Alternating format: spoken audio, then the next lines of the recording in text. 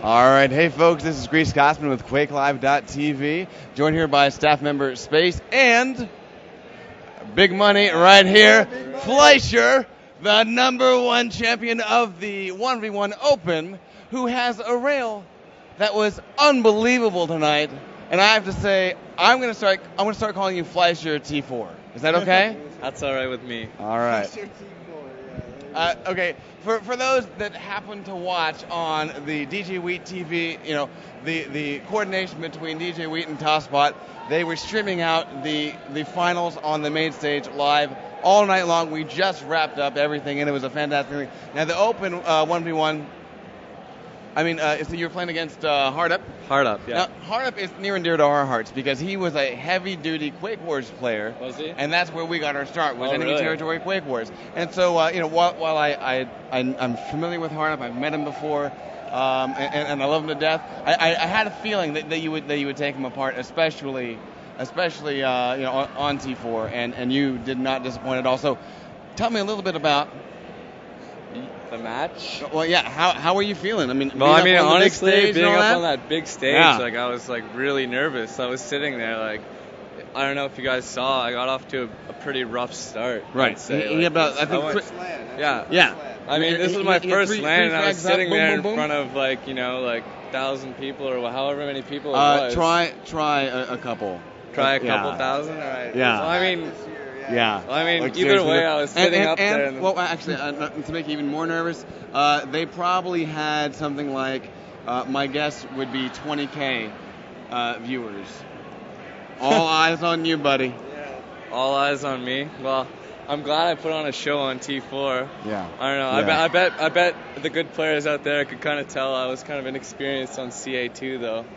I don't know. I got lucky, to be honest. Yeah. I was sitting beside Rafa, and I was just like, Rafa, can you give me a tip for CA2? And he was like, you know, I like to play it, control the Mega and the 2 YAs, and like control the rail, just deny him the rail, and that's what I did. Well, it seemed like on that map in particular, he dealt a lot of damage to you. Like, you took a lot of damage, but because you were controlling those 2 YAs and the Mega, you were still able to, you know, like you were able to absorb the damage and still make the kills. Like, he was landing a lot of shots on you, but, you know, you were still able to keep control.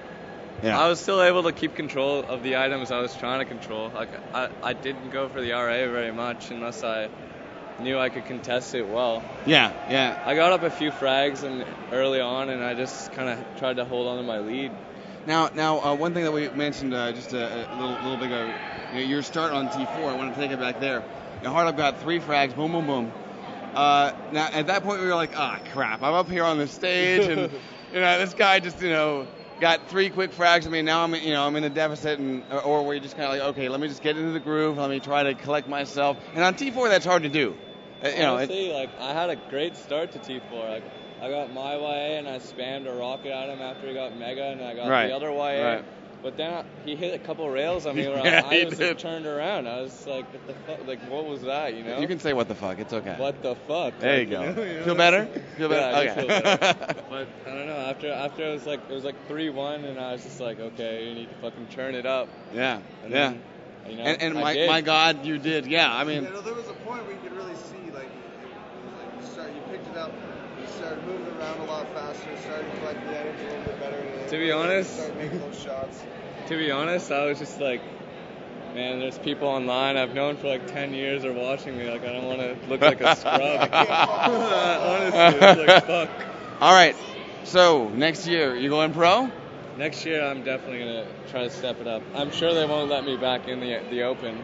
Right. I didn't even lose a map, so. Exactly. It went pretty well for me. Yeah, yeah. And I have to say, dude, you were definitely on top of your game tonight. So, you know, you deserve every cent that you got there in your winnings. And I have to say, was this your first QuakeCon? It was my first LAN ever. First LAN ever? Yeah, exactly. Are you coming back?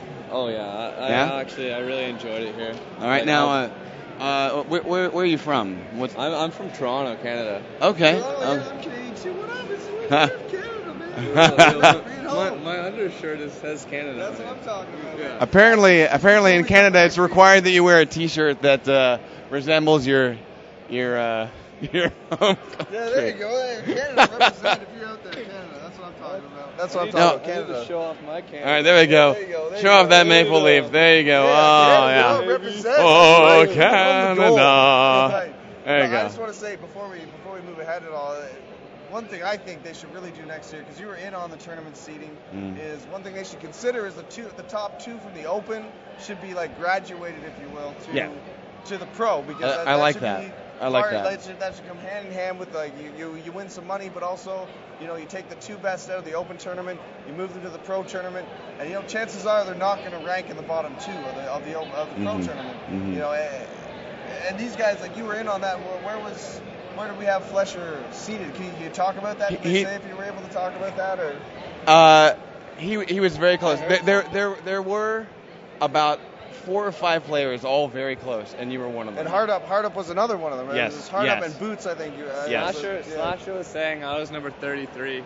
And there's 32 players, so I was trying to be fucking cryptic and shit, but okay, you already know. So I don't know. Well, Slash would probably say, I mean, actually, one thing I heard was like a big thing you guys went by was like past tournament experience, how many tournaments these guys have been to, and then their actual we went back years. We went back years. And then Walter was like the odd man out. It's like we had a lot. I mean, okay, see, this is the one beautiful thing about QuakeCon. Okay, the last couple of QuakeCons, there have been about 12, maybe 14 players that you kind of get through that seedings. After that, the skill falls off, and you're like, fuck it.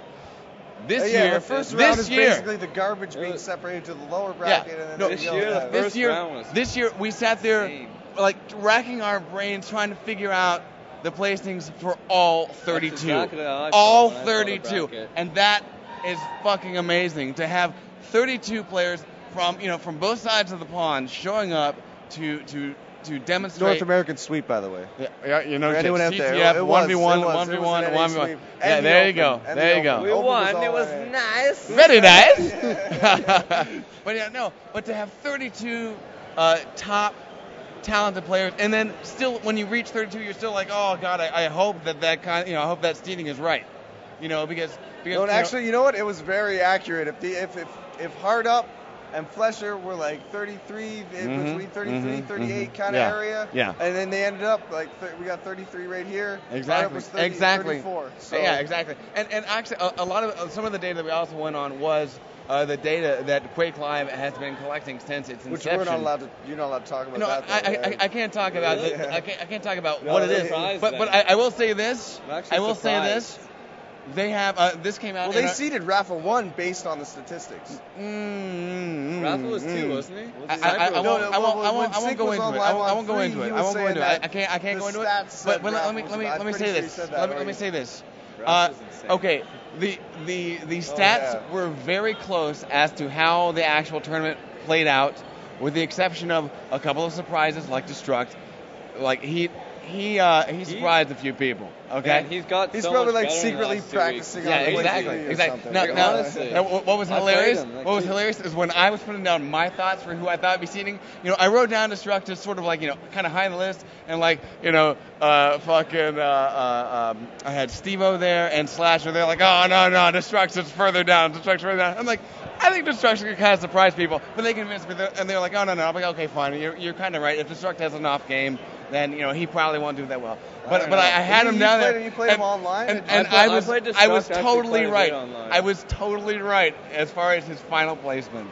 So I was like, boom, right there. Grease Scotsman nailed it. But anyway, to have 32 players, obviously, I think we can definitely say you're moving on up. I'm hoping to see you go pro next time around. I'm sure they won't let me in the amateur bracket again.